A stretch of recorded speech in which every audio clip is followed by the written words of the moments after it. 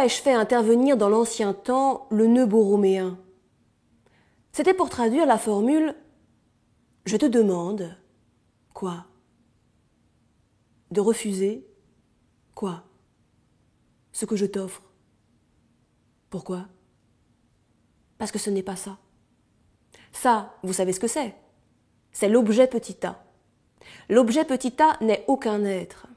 L'objet petit a, c'est ce que suppose de vide une demande, dont ce n'est qu'à la situer par la métonymie, c'est-à-dire par la pure continuité assurée du commencement à la fin de la phrase, que nous pouvons imaginer ce qu'il peut en être d'un désir qu'aucun être ne supporte.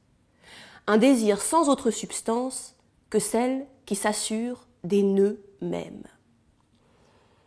Énonçant cette phrase, « Je te demande de refuser ce que je t'offre », je n'ai pu la motiver que de ce « ce n'est pas ça » que j'ai repris la dernière fois.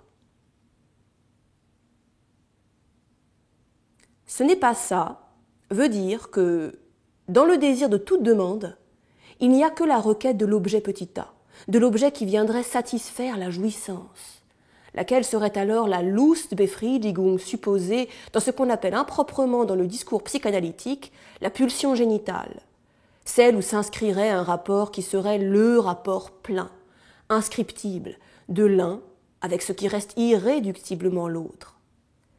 J'ai insisté sur ceci, que le partenaire de ce jeu qui est le sujet de toute phrase de demande, est non pas l'autre, mais ce qui vient se substituer à lui sous la forme de la cause du désir, que j'ai diversifiée en 4, en tant qu'elle se constitue diversement selon la découverte freudienne, de l'objet de la succion, de l'objet de l'excrétion, du regard et de la voix.